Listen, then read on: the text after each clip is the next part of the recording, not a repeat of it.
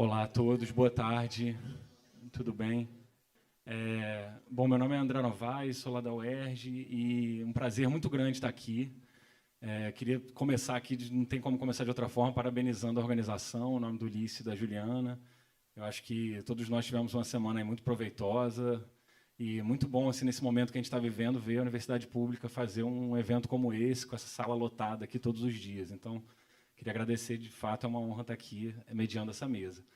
Bom, acho que essa mesa ela é uma mesa muito profícua para fechar o encontro. Ela abre alguns horizontes para a gente pensar e ela traz algumas perspectivas. Eu acho que ela traz um pouco a ideia de que a geopolítica vai além da materialidade, de canhões, de muros e de várias perspectivas que foram trabalhadas aqui e traz para a gente pensar um pouco na relação como que a produção, a circulação e a recepção do conhecimento também são um ato geopolítico, né? Então, aqui a gente vai conversar um pouquinho sobre essas relações entre geopolítica, conhecimento e poder. Como está aqui na ementa, me pediram para fazer uma breve introdução da ementa, é claro que essa relação de conhecimento e poder é muito trabalhada e muito famosa a partir do trabalho do Michel Foucault, mas aqui a gente queria... A ementa pede para os palestrantes abrirem outras perspectivas, ter sido trabalhadas desde as abordagens decoloniais, pós-coloniais, feministas, muitas possibilidades para a gente pensar nessas relações de conhecimento e poder dentro da geografia, da geopolítica e da geografia política. Bom, para compor essa mesa, a gente tem três palestrantes e a gente vai fazer aqui uma ordem, não necessariamente respeitando os critérios de distância, né, que começaria aqui pelo professor Vladimir, mas vamos também respeitar os critérios de gênero. Então, primeiro apresentar a professora Perla Zuzman, que é doutora em Geografia Humana pela Universidade Autônoma de Barcelona, pesquisadora independente do CONICET, com sede no Instituto de Geografia da Universidade de Buenos Aires, onde é professora titular da Faculdade de Filosofia e Letras. A professora Perla é membro da Comissão de História da Geografia da UGI e coeditou uma série de livros, como Geografias Culturales, Aproximação, Intersecção e Desafios, e outros livros, como A Institucionalização da Geografia em Córdoba, e tem pesquisado temas como história do pensamento geográfico, os processos de formação territorial e as geografias culturais. O professor Vladimir Montoya é antropólogo, doutor em antropologia pela Social e Cultural Universidade de Barcelona, professor da Universidade de Antioquia, em Medellín, onde atua como diretor do Instituto de Estudos Regionais. E ele tem como principais temas de estudo cultura e espaço público, memória, conflito, território, geopolítica, saberes situados, e mais recentemente tem trabalhado com a relação de espaço-poder em uma linha de pesquisa do grupo que eles trabalham lá, que é o Grupo de Estudos do Território. E a professora Eliosório Machado, um prazer muito grande apresentar ela, é doutora em Geografia pela Universidade de Barcelona, professora do Departamento de Geografia da Universidade Federal do Rio de Janeiro, coordenadora do Grupo RET de pesquisa da FRJ, com pesquisa sobre temas da Amazônia Sul-Americana, limites e fronteiras na América do Sul, geografia das drogas ilícitas, sistema financeiro internacional, pensamento geográfico, e tem vários artigos e livros publicados no Brasil e no exterior com temas relacionados à pesquisa que ela desenvolve com o Grupo RET de pesquisa. Tá, então, sem mais delongas, queria chamar os palestrantes aqui para frente. Obrigado, gente.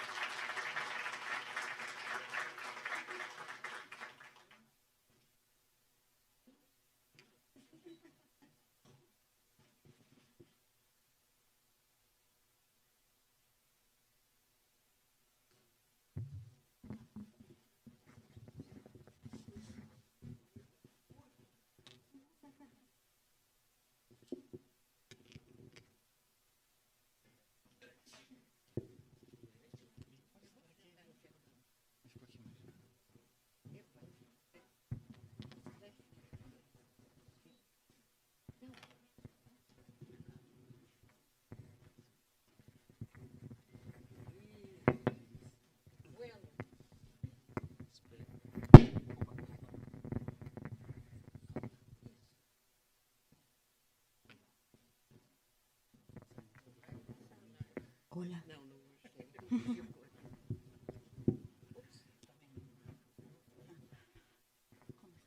Boa tarde a todos e todas. É muito prazer estar com vocês. Eu agradeço a Juliana, Alicio e todos aqueles que participaram na organização do evento. E eu quero acompanhar as ideias do André da relevância de continuar fazendo esses encontros e valorizando defendendo a universidade pública, que a gente na Argentina está na mesma luta. Hoje vou falar algumas ideias que estamos pesquisando com outros colegas em relação ao papel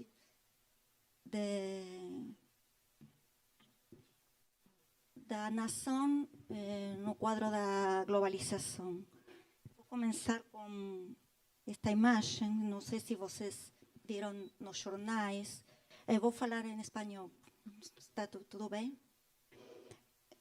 En el año 2016, en el inicio de la temporada de béisbol norteamericano, el jugador Colin Kaepernick, de los 49 de San Francisco, se arrodilló en el momento en que se ejecutaba el himno nacional estadounidense como forma de protesta frente a la injusticia y la brutalidad policial de la que estaba siendo objeto la población afroamericana. Sus palabras en el sitio de internet de la Liga Nacional de Fútbol, Béisbol, ¿no? Fueron, no me voy a parar para demostrar orgullo de la bandera de un país que oprime a las personas negras y gente de color. Las protestas durante el himno nacional se multiplicaron y provocaron la ira de algunos seguidores de la Liga Nacional de Béisbol y del presidente estadounidense Donald Trump, quien ha dicho que los jugadores le faltaban el respeto a la bandera estadounidense y al ejército. La cadena de televisión que emitía los partidos de la Liga Nacional de Béisbol decidió no emitir aquella temporada el himno para evitar controversias, porque era en el momento del himno que se daban estas cuestiones que fueron estas rebeldías o actitudes, diríamos, contestatarias, que no solo fue llevada adelante por este jugador, sino por otros jugadores de béisbol. Y ellos, estos jugadores, fueron, diríamos, no fueron vueltos a contratar. Hace unos días, Nike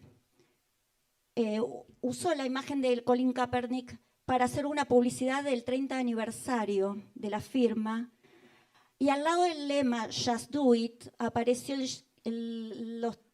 unas palabras de Colin Kaepernick que dice: cree en algo, incluso si eso significa sacrificar todo, haciendo expresión de esta marginalidad que él sufrió a partir de esta decisión de no pararse frente al himno. Y en clara oposición a la actitud de Colin Kaepernick y de Nike específicamente, los seguidores de Trump decidieron cambiar el lema por Just Do It por el de Just Burn It y filmar videos donde quemaban zapatillas. Además de la repercusión social y política del hecho, hubo un aumento de las ventas de las zapatillas Nike, como se imaginarán.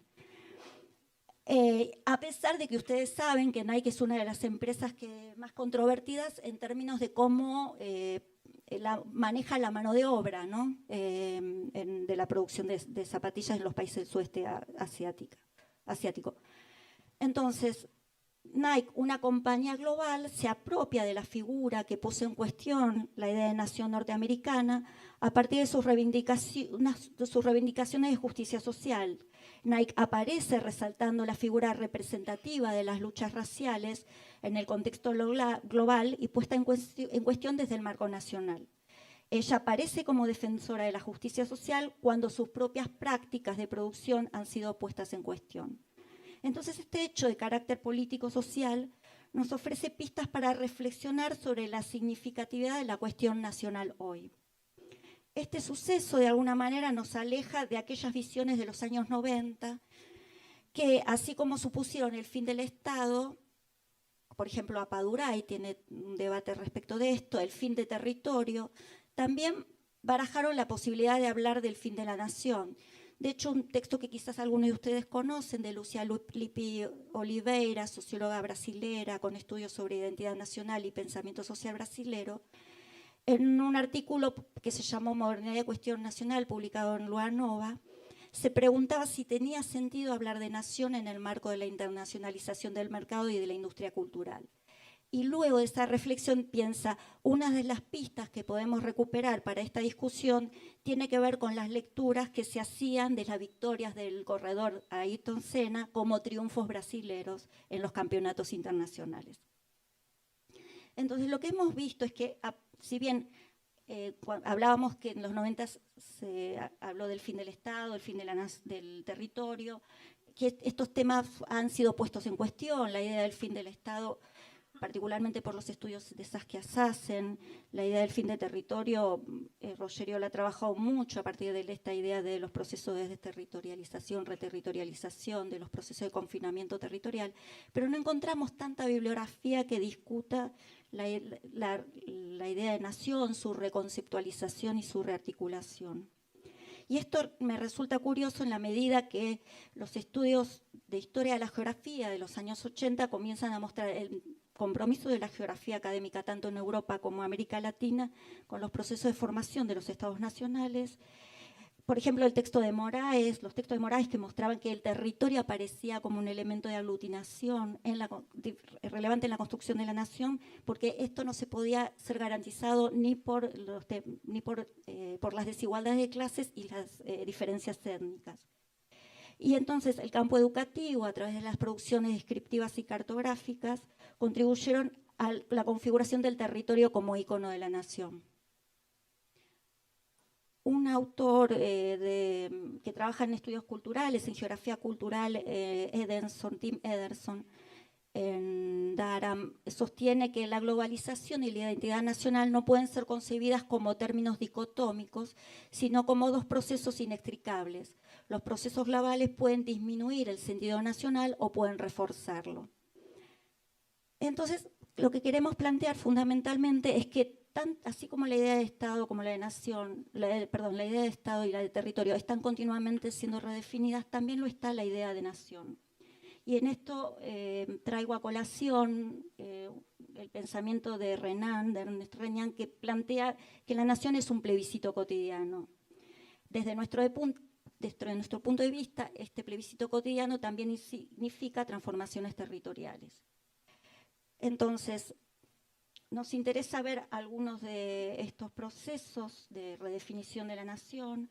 No vamos a hablar de los nacionalismos históricos en Europa. También, recuperando los debates de anoche en la mesa sobre la América Latina, quiero destacar que entendemos las limitaciones que ha implicado el nacionalismo metodológico para abordajes de procesos transnacionales, pero también en este momento están fuera del interés de esta presentación. Entonces, más que todo, queremos trabajar esta relación, articulación y extensiones de las ideas y prácticas asociadas a la nación con la globalización. Entonces, planteo 3 temas para trabajar rápidamente. La visión de la nación después de los 90, donde los países latinoamericanos se plantearon proyectos progresistas, neodesarrollistas, donde por eso recuperan el sentido de la nación puesto en juego por los gobiernos neoliberales anteriores y puestos en juego nuevamente ahora. La idea de nacionalismo banal, planteada a partir de ciertas apropiaciones sociopolíticas y a partir de la mercantilización de algunos íconos de la nación a nivel global, y finalmente la puesta en cuestión de la idea de nación, su cuestionamiento desde el punto de vista de los sectores subalternos y de la perspectiva de género. Para esto voy a empezar planteando una idea que ustedes deben conocer bastante, que es la idea de comunidad imaginada de Anderson, de Benedict Anderson, que se pregunta entonces cómo personas que no se conocen pueden identificarse, se pueden sentir hasta relaciones que podríamos decir fraternales. Y esto entonces lo atribuye a la construcción de una serie de, podríamos decir, íconos, como pueden ser los mitos de origen, relatos, cartografías, que dan, a través de un proceso de socialización, son elementos de cohesión social. Entonces quería plantear cómo en los años 2000, de la mano de los gobiernos progresistas, neodesarrollistas, algunas prácticas políticas, materiales y simbólicas buscaron reforzar la idea de independencia económica y tecnológica y también los vínculos con otros países latinoamericanos, percibiendo construir otra geometría del poder,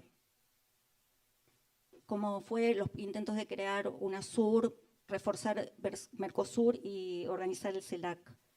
Esto entonces tuvo algunos caracteres ambiguos porque si bien había un cuestionamiento a la influencia de Estados Unidos, no fue del todo taxativa en la medida que hubo acuerdos en las políticas de seguridad que se firmaron, que por ejemplo implicó que en Argentina se aprobara la ley antiterrorista que demandaba a Estados Unidos y que llevó el debate de realizar operaciones militares conjuntas y del el intercambio de personal en términos de enseñanza en temas de seguridad, capacitación en temas de seguridad.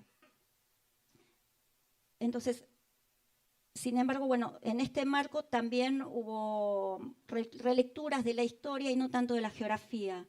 En términos de relectura de la historia, quiero destacar esto de pensar los héroes nacionales como figuras de carne y hueso, incorporar algunas al panteón, diríamos, de los personajes, de las figuras de los próceres nacionales, algunas personas más de raigambre popular y también mujeres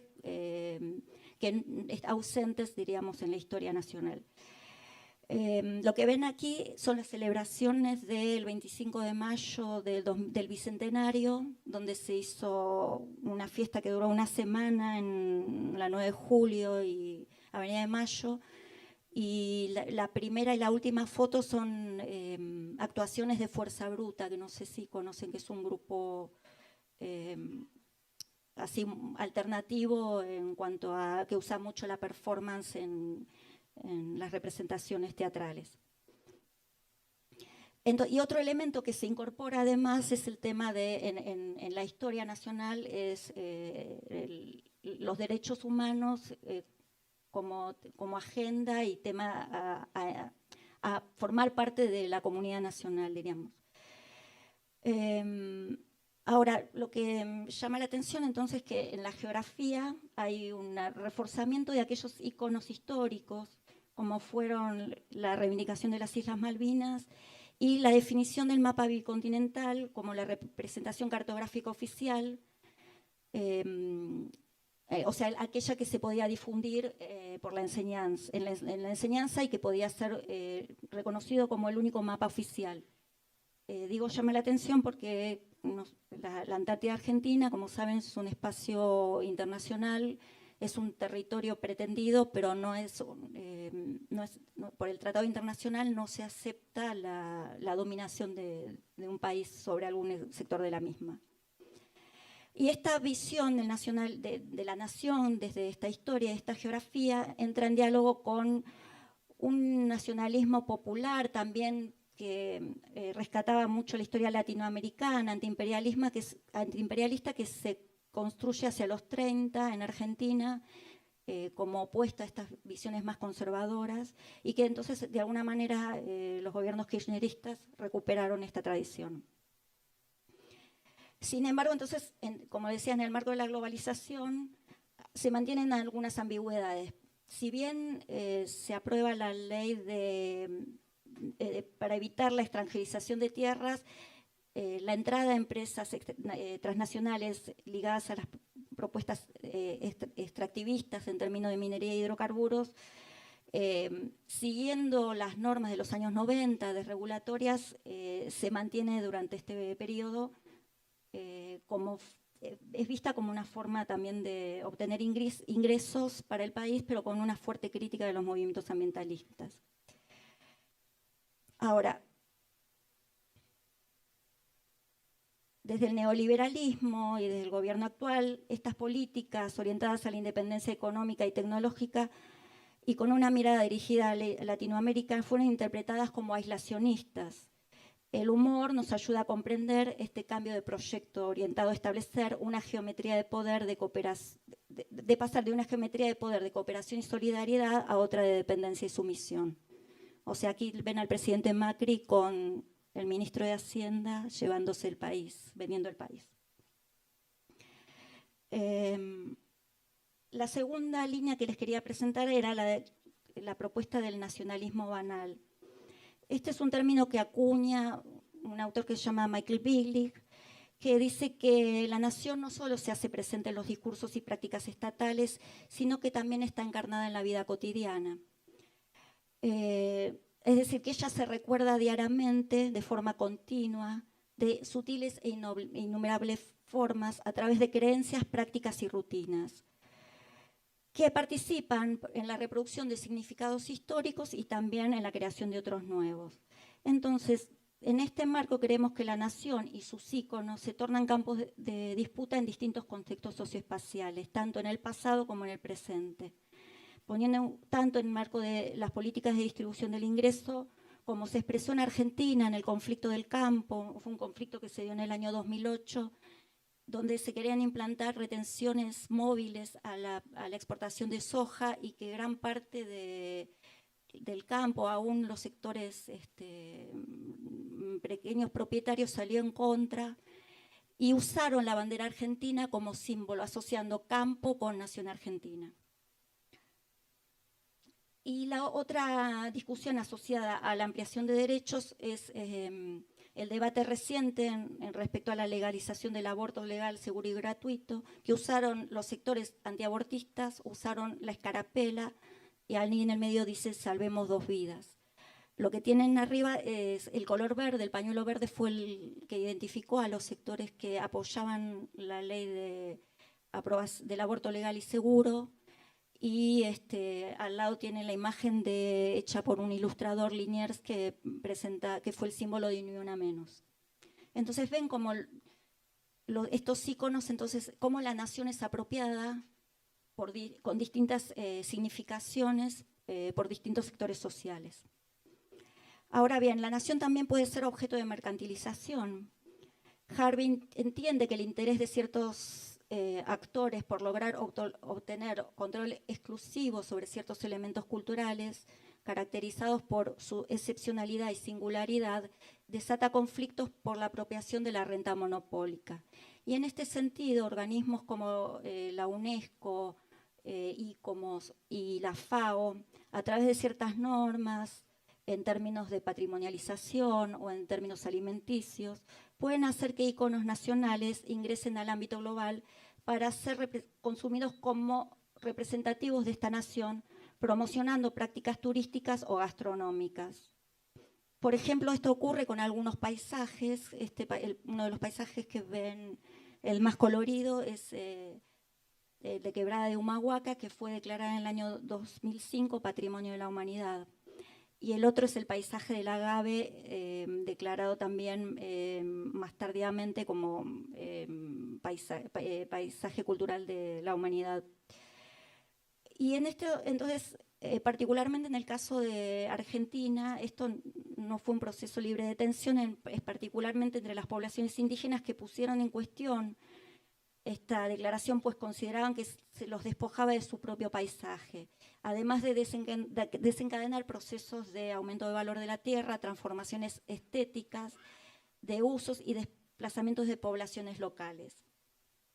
A ello podemos sumar el tema de las certificaciones, de las indicaciones geográficas a productos agrarios, cuya calidad está asociada a los lugares de origen, por sus condiciones agroecológicas, por las formas del saber hacer. Y entonces los alimentos vienen con una marca de distinción que los transforma en repositorios de identidad. Y estos tipos de activaciones suponen una gourmetización de los alimentos y platos típicos, generando accesibilidades diferenciales de estos productos. Entonces, el salto de escala de lo nacional a lo global supone una resignificación de los contenidos. Los bienes representativos de la identidad nacional dejan de circular en el contexto sociocultural que les daba significación. Adquieren nuevos atributos y procuran atender a las nuevas demandas. Entonces, pero esta despoje de la identidad primigenia lleva entonces a la necesidad de reforzar esa autenticidad, y eso se hace a partir de las certificaciones, de las declaratorias patrimoniales. En el caso de Argentina, en el tema alimenticios, una de estas certificaciones es Alimentos Argentinos, una elección natural. Como ven en la frase, no sé si se ve, dice: con el objetivo de reconocer los atributos de los alimentos argentinos, distinguiendo una imagen nacional posibilitando el posicionamiento de los alimentos en los mercados internacionales y fomentando la implementación de sistemas de gestión de calidad como la elevación de los estándares productivos. Entonces, se apela a la idea de carácter argentino, las condiciones productivas y la intención de resguardar la autenticidad y la originalidad de los alimentos. Un caso entonces que ha obtenido esta certificación es este dulce de leche que se llama salamandra. Y que además de tener esta distinción tiene que cumplir con ciertos protocolos de producción, procesamiento y envase. Una cuestión interesante es también que aquí aparece una disputa que es Uruguay plantea que también ellos pueden considerar que el dulce de leche fue un elemento del patrimonio gastronómico y esto en la prensa, esta batalla del dulce de leche recibió el nombre de la guerra del dulce de leche entre Argentina y Uruguay. Entonces, el tema, entonces, la delegación de la Secretaría de Cultura de la Nación argumentó que la propuesta no implicaba atribuciones jurídicas ni económicas para apropiarse del dulce de leche, sino que hablaba de un reconocimiento que posibilitaba ganar un poco de identidad dentro de un mundo cada vez más globalizado e ignorante de las identidades culturales que no reconoce al sur de América. Ante esta situación, Uruguay inició negociaciones internacionales buscando la intervención de organismos como el Instituto Nacional de Apelación de Denominación de Origen Francés, que es uno de los más antiguos, la UNESCO y la Organización Mundial del Comercio.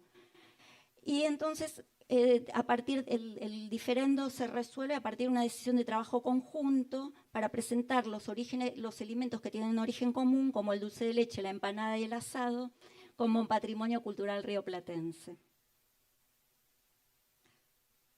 Recuperemos la idea de Benedict Anderson de comunidad imaginada y recuperemos otro aspecto de esta idea de comunidad imaginada, además de esta relación fraternal que se establece a partir de elementos que son considerados que se comparten. Recuperamos esta idea del tiempo moderno homogéneo y vacío, que un poco toma de Benedict Anderson. Se trata de un tiempo que no carga con el bagaje de la experiencia histórica, por lo tanto puede ser llenado de nuevo. Pero es marcado por dispositivos como el reloj, el calendario o los medios de comunicación. Estos dispositivos permiten que los habitantes de un país compartan la experiencia de la simultaneidad. Los estudios postcoloniales y decoloniales han criticado el carácter homogéneo de la comunidad imaginada de que propone Benedict Anderson. Uno de ellos es Pata Chatterjee, que considera que este viaje de la idea de nación a contextos extraeuropeos, como aquellos ligados a los procesos de descolonización de Asia y África, llevan a repensar el concepto propuesto por Anderson, porque dice, si los nacionalismos en el resto del mundo tenían que escoger su comunidad imaginada a partir de ciertos formatos modulares que Europa y América les proporcionaba, ¿qué le dejaba a la imaginación propia de esos países, ¿no? Entonces, y él identifica en los países que son objeto de descolonización un campo espiritual propio, no occidental, con aspectos creativos e históricamente significativos. Renan también sostiene que la construcción de la nación supone acuerdos en relación a qué eventos se rememoran y cuáles se dejan en el olvido. Podemos afirmar que algunos de los elementos olvidados en el proceso de construcción de la nación, en otras coyunturas, hoy son incorporados al proceso de la recreación de la nación en Argentina y en América Latina por los estudios decoloniales.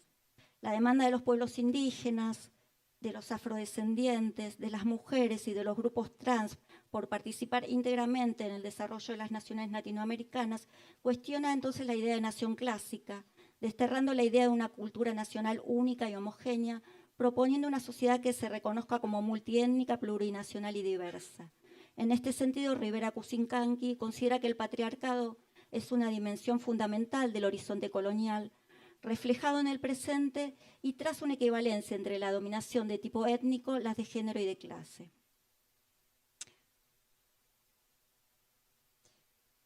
Una especialista, una socióloga que está trabajando estos temas que se llama, en Argentina, que se llama Jorgelina Loza, dice que la nación siempre incluye la diversidad étnica, de género, de clase, aun cuando los proyectos nacionales sean irrespetuosos de esa heterogeneidad.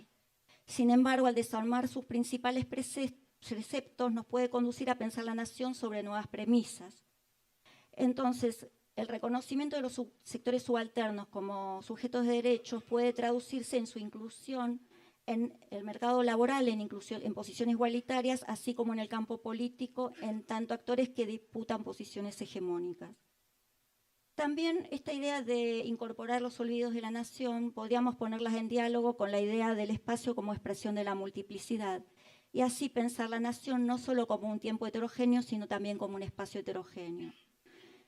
A su vez, la idea de comunidad imaginada de Anderson nos abre el camino para recuperar esta idea de imaginarios geográficos que participan en la creación y recreación de la nación en los ámbitos cotidianos, en los procesos de dominación y de resistencia. Nos podríamos proponer otros imaginarios geográficos que dialoguen con los procesos de distribución de ingresos y de reconocimiento social. Los imaginarios geográficos hablan de valores, creencias, conceptos, mitos y fantasías. Se tejen en torno a los lugares, los paisajes y los territorios en una sociedad. Ellos no solo tienen fines de dominación, como planteaba Said, sino también pueden tener fines creativos, como planteaba Cosgrove. Esto nos puede ayudar a pensar otros mundos posibles en el marco del diseño de otras geometrías del poder. Muchas gracias.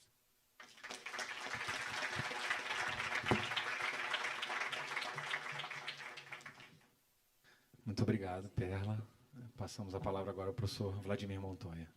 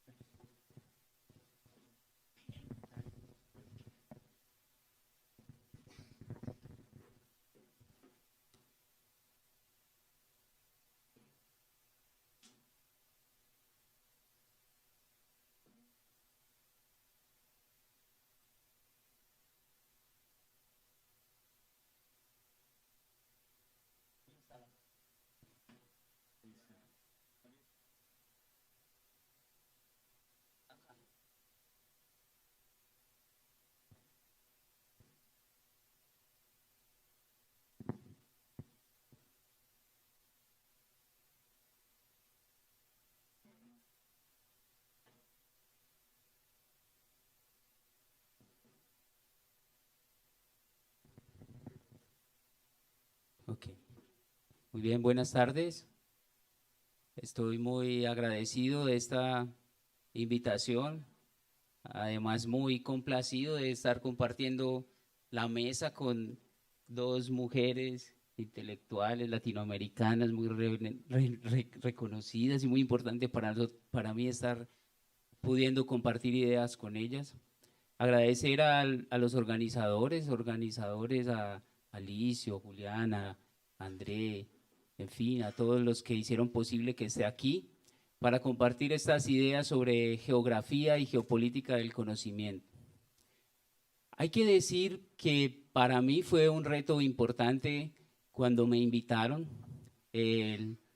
la oportunidad de plantearme 3 preguntas que la profesora Juliana, de una manera bastante retadora, desafiante, me envió a mi correo electrónico.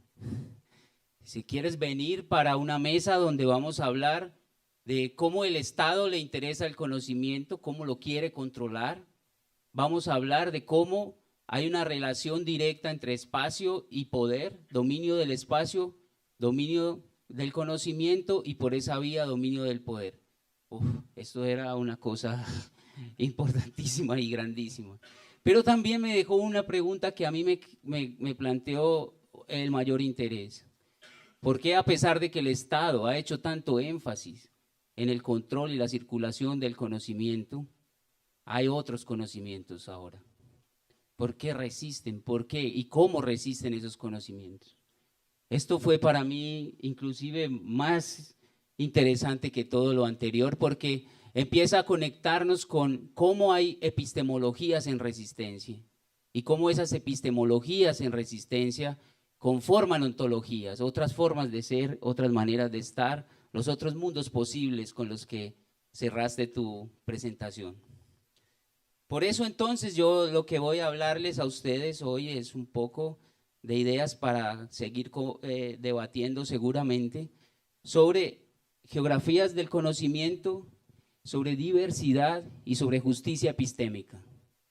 Alguien en la mesa de ayer, fuiste tú, estabas hablando de justicia y pusiste muchas relaciones con la justicia, pero hay una en particular que desde los movimientos sociales se está reclamando con mucha fuerza, y es la justicia epistémica.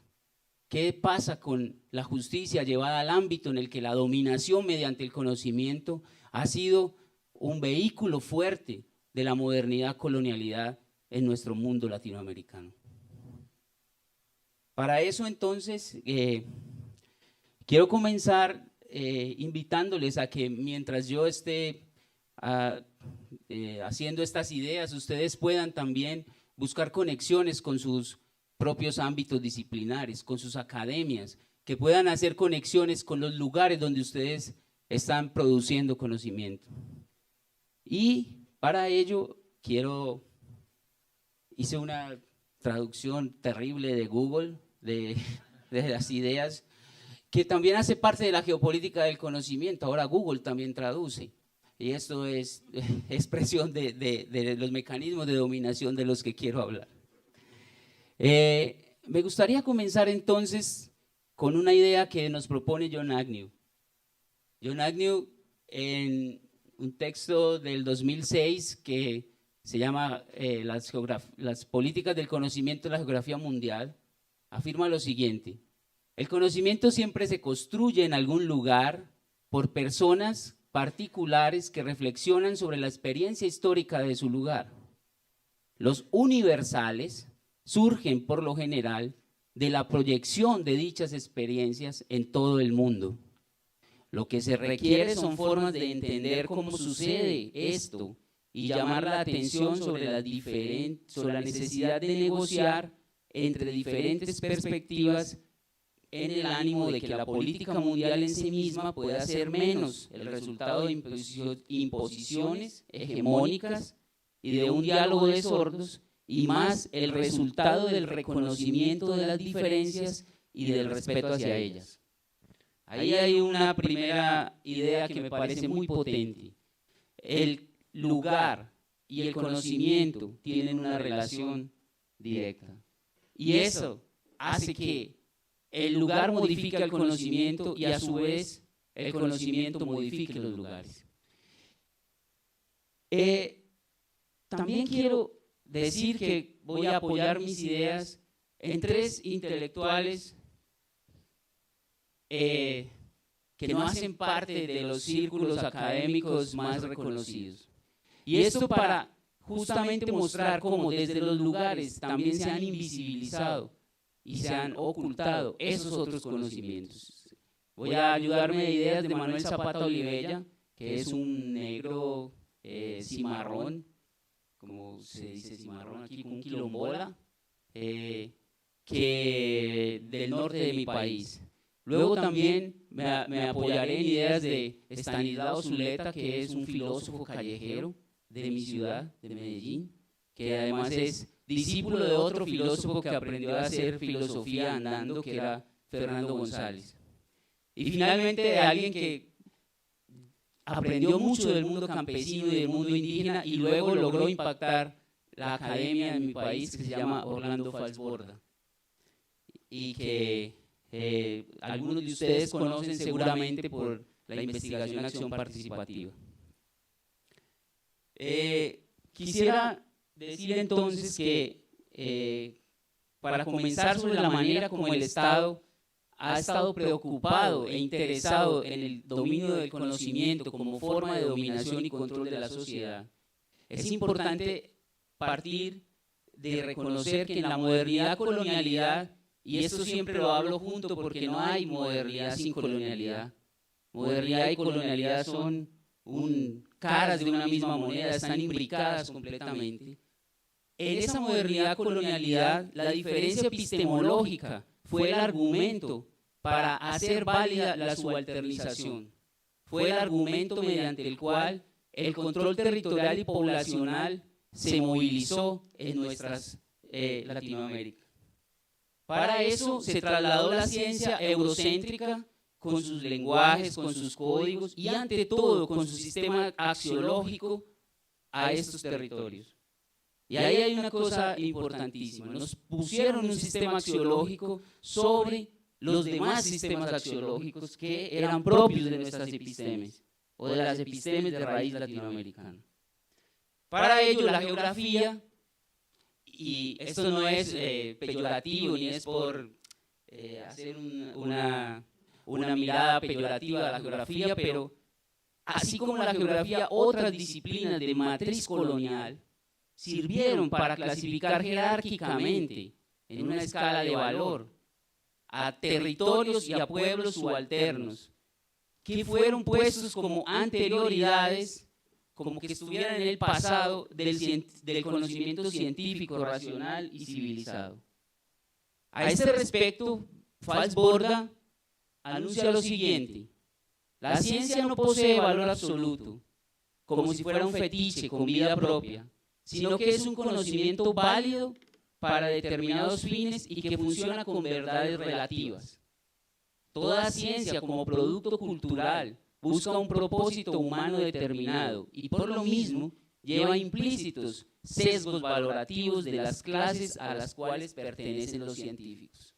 En otras palabras, favorece a quienes la producen y a quienes la controlan. En esa perspectiva, la ciencia de matriz colonial sirvió para establecer la subalternidad y además para jerarquizar las espacialidades de los pueblos subalternos. Estanislao Zuleta expresa así este interés. El capitalismo, ciertamente, dirige e impulsa el desarrollo de los conocimientos en el sentido de los intereses del capital, principalmente. La ciencia no se desarrolla de acuerdo a sus efectos útiles generales a la humanidad, sino a sus efectos particulares para la acumulación de capital, evidentemente. Con esto, Zuleta nos pone en una reflexión sobre el papel de los estados en la producción de conocimiento sobre el espacio, así como en la definición de las políticas que orientan la circulación y la localización de los Big Data, es decir, de la acumulación del capital. En ese sentido, es que podríamos decir que la geopolítica del conocimiento es la misma geografía escalar del capitalismo. Están fuertemente articuladas.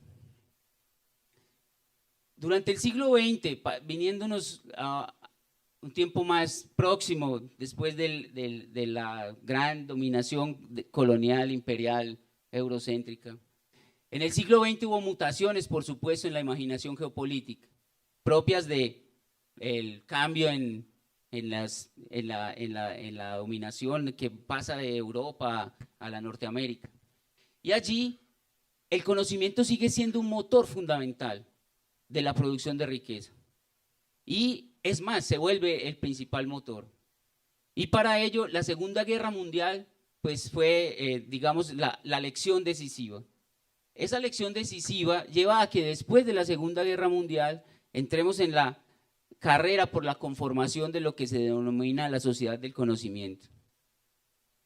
Me parece interesante la afirmación de Antonio cuando muestra que después de dicha guerra y con la conformación de bloques diferenciados ideológicamente en la Guerra Fría, se desató una carrera por el desarrollo tecnológico que se volvió fundamental para la superioridad geopolítica.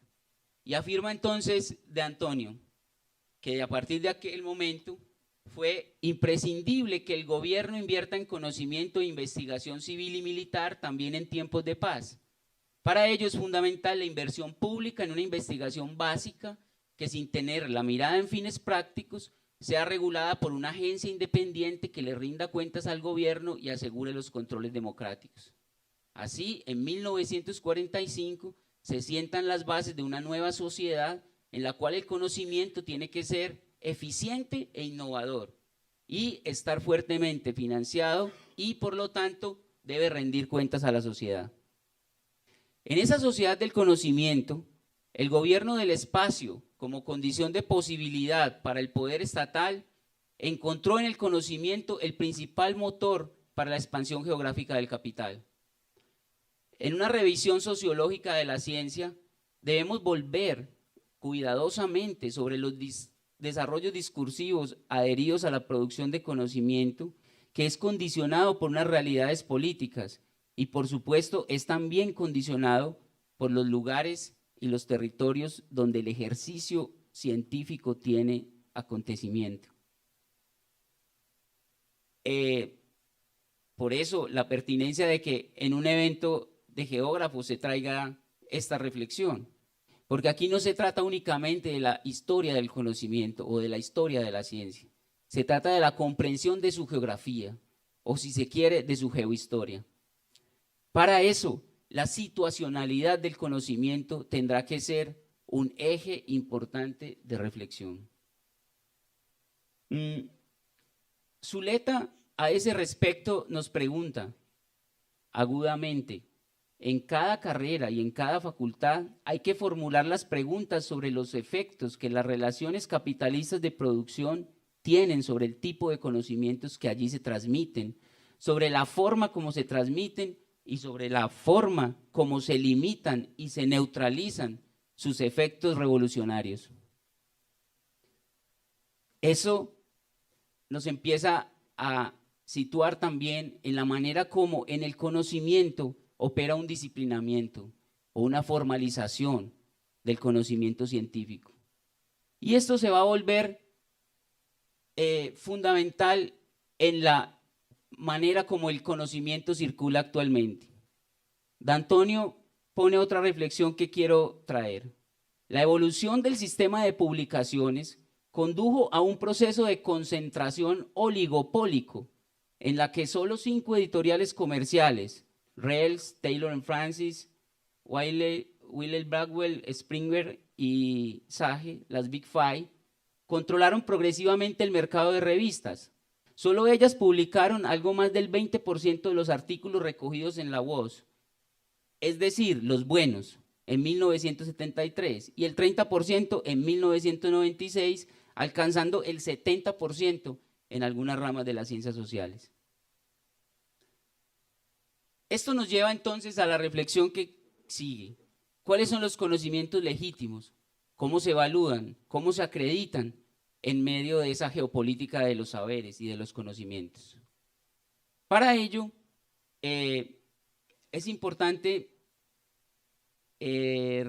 traer una reflexión de Agnew en la que nos dice: al mismo tiempo que se producían esos cambios en la geografía del conocimiento, se volvió fundamental la manera de controlar, independiente de dónde estamos o quiénes estamos diciendo, la manera como circula el conocimiento.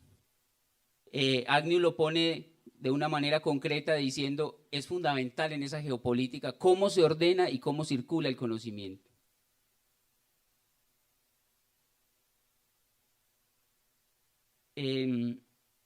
Eso creará un mecanismo importante eso creará un mecanismo que se vuelve fundamental en la geopolítica del conocimiento actual, y es la idea de prestigio.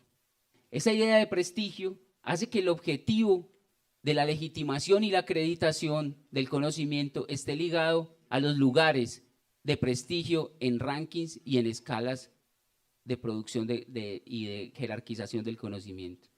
En últimas, empieza a hacerse más importante desde dónde se dice y quién dice, se vuelve más importante que lo que se dice. Es decir, si lo pongo en las redes de Woz está seguramente mucho mejor que si circula en historias orales, en folletos, en materiales pedagógicos, en fin. Esto se pone muy complejo, en particular para nuestras universidades públicas, que es el tema que estabas poniendo al comienzo. En términos de Falsborda, nos pone a pensar, esto nos aleja de maneras de aprender, pues en términos campesinos, dice Falsborda, se conoce viendo, recordando, comparando y trabajando. En términos científicos, parece que ahora no somos capaces de conocer de esa manera. La comprensión de esos efectos geopolíticos de una validación del conocimiento nos trae reflexiones como esta: la imposición de una lógica de producción del conocimiento que se autorreconoce universal y ubicua tiene lugar con la imposición de las lenguas colonizadoras, con la evangelización, la alfabetización, pero posteriormente con la implantación de una estructura académica universitaria y una imposición de prácticas disciplinares y formas de disciplinamiento sobre esos conocimientos.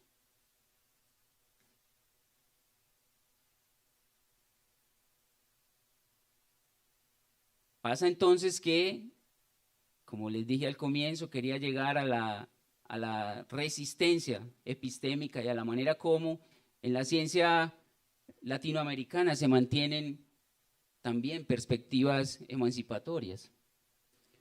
A pesar de la fuerza con la que ese circuito de ciencia mainstream o de ciencia fuerte se intenta arrasar o intenta cooptar toda la producción de conocimiento, eso no ha implicado que se anulen formas alternativas de comprender la ciencia social en Latinoamérica. Zapata Olivella, en su pensamiento cimarrón, lo ponía de esta manera: apartándonos de la pretendida objetividad de los documentos escritos a lo largo de la conquista, de la colonización y la independencia, que siempre estuvieron atenidos a los cronistas o a los archivos, hemos dado mérito de certeza histórica a la tradición oral, a los mitos, a las leyendas, considerando que conforman un corpus válido y justificado plenamente por los sentimientos, por las rebeldías y las reivindicaciones, de generaciones en generaciones, por quienes nunca fueron oídos en las galeras de los barcos traficantes, en los socavones de las minas, en los palenques y en los batallones. Sea esta pues la oportunidad para escuchar a los iletrados, al 50% de los descendientes de los abuelos que no pudieron en su momento dejar testimonio escrito de las indignidades sufridas. Esto pues nos muestra que en Latinoamérica se han dado diferentes manifestaciones de lucha epistémica que expresan en la pervivencia de conocimientos locales, que interpretan o que más bien controvierten los universalismos científicos y que proponen formas creativas de relacionar a los científicos con los que fueron llamados legos. Se trata de geografías radicales en las que se expresan ideas que controvierten la manera en la que se produce, valida y circula el conocimiento en los grandes círculos de poder geopolítico. También podemos percibir que hay pensamientos críticos y vertientes críticas en la misma ciencia social que muestran estos caminos divergentes. Para poner ejemplos, la investigación de acción participativa, la pedagogía emancipatoria intercultural, la educación popular, son maneras en las cuales esa ciencia crítica de matriz y de raíz latinoamericana está mostrando que en el ámbito de la geopolítica coexiste todavía una diversidad epistémica que es constitutiva de nuestras propias naciones mestizas y que expresa que la relación entre política, poder y metodología, aún allí hay reflexiones claves sobre el lugar de enunciación de los sujetos que estamos involucrados en la producción de conocimiento. Y finalizo entonces diciendo, poniendo estas ideas que están allí para continuar debatiendo y que tienen que ver con la importancia que en el ámbito de una geopolítica del conocimiento en Latinoamérica podamos seguir y continuar abordando los siguientes retos. Primero, la la subversión de una lógica hegemónica de representación del espacio que nos permita ir más allá de la producción de verdad, de praxis propia de una práctica disciplinar muy convencional y que nos permita seguir interrogando esas lógicas o esas geopolíticas hegemónicas. Lo otro, ¿de qué manera vamos a incluir en la agenda de nuestras políticas del conocimiento un debate sobre la larga duración de la dominación epistémica, que ha intentado imponer universalismos en las lógicas de representación del espacio que desconocen la inconmensurabilidad de los saberes? Una tercera tiene que ver con el posicionamiento político a contracorriente del capitalismo cognitivo. Esto para nuestra universidad pública latinoamericana implica una crítica a la carrera desmedida por el orgullo, el privilegio, la distinción, el poder, y en últimas implicará abrirnos a una producción de conocimientos con ética y con compromiso con los lugares y los saberes situados. Y una última, el cuestionamiento a prácticas disciplinares, metodologías y formas de validación y circulación del conocimiento que olvidan y ocultan la participación. ¿Con quiénes? ¿Quiénes participan en la producción de conocimiento? ¿Con quiénes y dónde producimos ese conocimiento? ¿Cómo ese conocimiento regresa a los lugares de los que emerge? Esa participación es el eje estructurante de la producción del conocimiento. No existe un conocimiento en vacío, no existe un conocimiento sin lugar, a pesar de que estas prácticas asépticas de producción y circulación parecieran quererlo mostrar de esa manera. Estamos dispuestos a que el científico no sea un único portador de verdad cognitiva. Estamos dispuestos a que la autoridad cognitiva esté compartida con la diversidad epistémica de nuestros mundos. Abriremos nuestras praxis disciplinares a la interacción con saberes, memorias, conocimientos y prácticas espaciales que fueron invisibilizadas en la geopolítica del conocimiento. Estamos dispuestos a contribuir desde nuestro ejercicio científico a la búsqueda de justicia epistémica y de pedagogía emancipatoria que promueva una imaginación geográfica esperanzada y transformadora. Yo por lo menos espero seguirla haciendo. Gracias.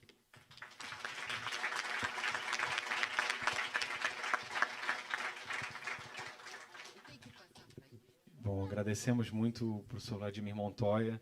Comentava aqui com a Lia que a gente hoje em dia entende a língua como uma relação de poder. E foi tão interessante esse percurso, passando por Buenos Aires e indo até Medellín, escutando diferentes espanhóis aqui também. Muito bom. Lembrando que a Argentina era conhecida no Império Espanhol como lugar do contrabando. E a Colômbia, a beleza depois do México, né? E acabou que não é que deu certo essa colonização para ele. Bom, olha só, eu, ao contrário dos meus colegas que tão brilhantemente falaram de dois temas, hein? Eu já botei.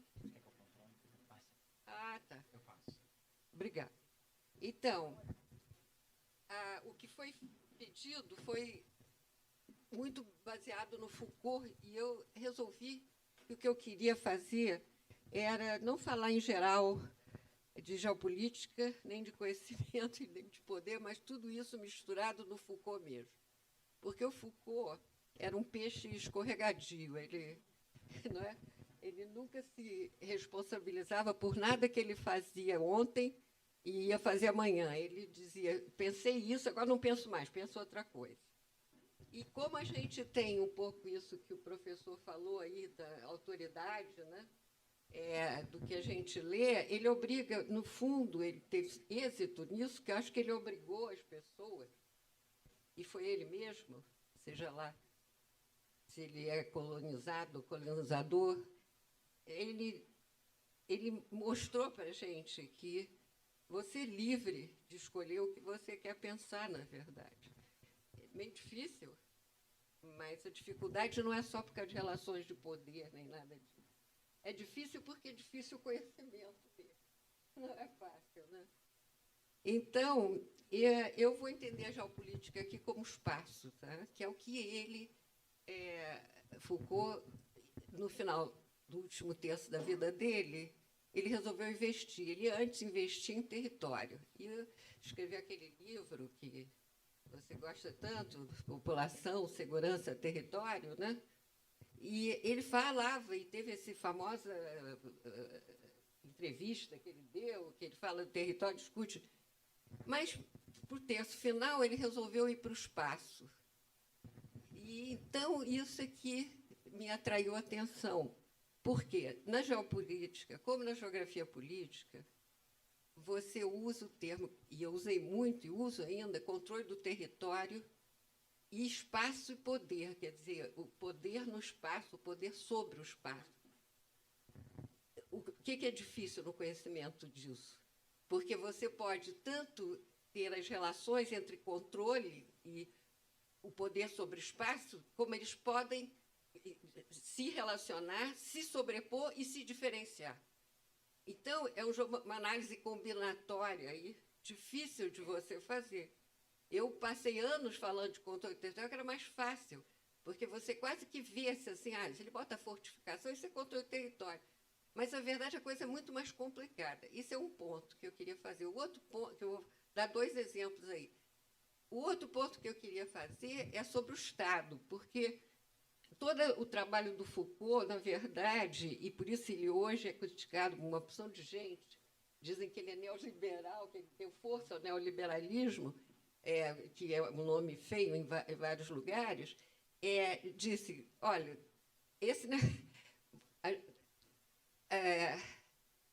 o Estado é quem cria as estruturas que percolam todo o tecido social e, autoritariamente, sem a gente perceber, obriga a gente, não é obriga, mas leva a gente a fazer coisas que nós não temos consciência de que nós estamos sendo uma espécie de seres manipulados. Ele chamou isso, como vocês sabem, de microfísica do poder. Quer dizer, que a coisa toda percola e nós estamos envolvidos nisso. E ele botou como mal da película o Estado.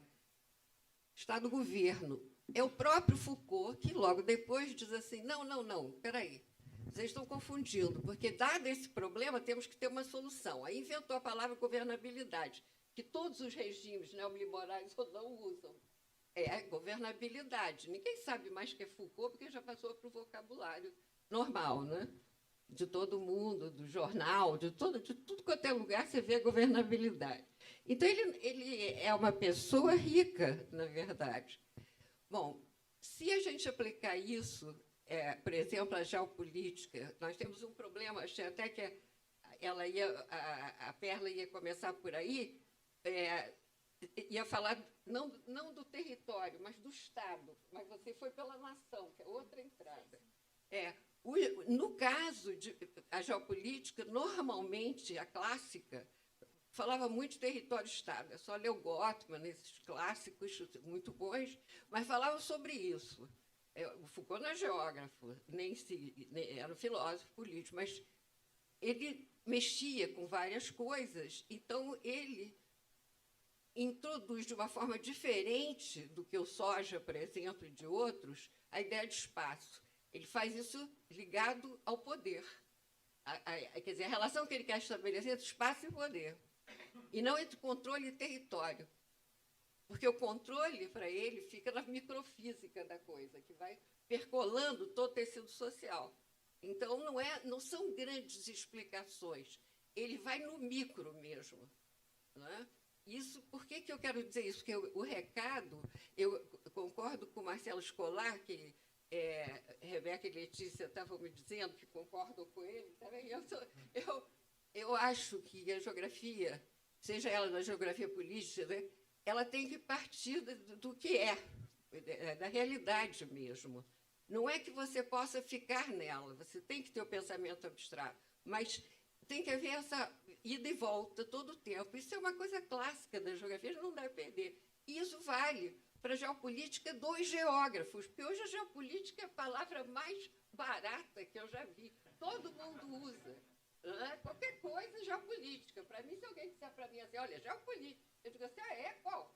Porque pode ser de qualquer coisa. Já estou vendo até geopolítica do feminismo. Depois dessa mesa, e do André falando feminismo, agora ela também. todo mundo feminista aqui.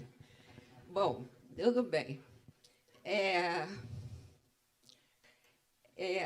Então, o que acontece? Por que ele fazia isso, o Foucault, na história do poder e do espaço? Basicamente, ainda, do poder. E por que ele dizia que isso é ruim? Porque o Estado tira a liberdade individual da gente. É assim que eles diziam. Isso foi entendido pela direita de uma forma e pela esquerda de outra. A direita neoliberal, isso é bom. A esquerda ficou no pior dos mundos, porque ela não sabe se ela vai apoiar o Estado ou não mais vai apoiar o Estado. A pessoa, cada um com o seu celular, ela usa isso, mas, ao mesmo tempo, ela diz, não, mas olha só, não dá para cada um ter sua conexão própria, individual, com poder, com espaço, com a vida. Nós temos que nos unir. Como nos unir? Pois se nós estamos defendendo o individualismo, e depois queremos, num passo de baixo, virar o coletivo, não vai dar. Então, nós estamos numa bananosa, seja lá de esquerda. A direita, na verdade, a direita ela nem precisa disso, porque ela tem o poder. Né? E o outro problema que eu acho que tem a história, que está ligado também ao Estado, mas é a ideia da globalização e da corporação. Para mim, isso é extremamente importante. Lendo em outros, dos países centrais ou não, não importa.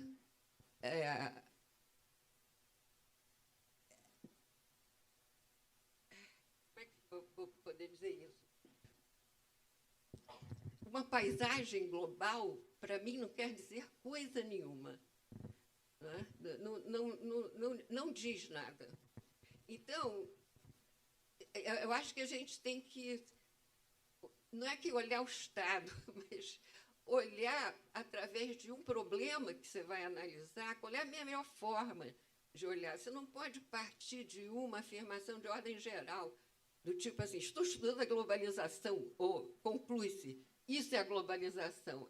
Isso é um problema para nós hoje, é outro desafio. Não é? A minha geração, por exemplo, ela tinha resolvido dizendo assim, olha, são dois grandes problemas, ideologia e economia. Mas agora, essa coisa ficou mais complicada, muito mais porque nós temos mais ofertas. É um supermercado, a gente entra, vê o que vai acontecer. Então, ficou tudo muito mais difícil, não só ideologicamente, como economicamente. Mas aí chega na economia as corporações. As corporações, elas atuam de uma forma fragmentada, muitas vezes. Então, o que é o nosso instinto? Para nos defender, primeiro, a visão nacional, territorial, ou a visão global, da globalização. Não importa, isso tudo é o mesmo processo de globalização, acabou. Enquanto isso, a China vai ocupando os lugares, vai fazendo tudo, ainda pensando no Estado Nacional. Né? Então, vocês vão ter que decidir, vocês vão ter que estudar muito e vocês vão ter que enfrentar nossas próprias contradições. Né?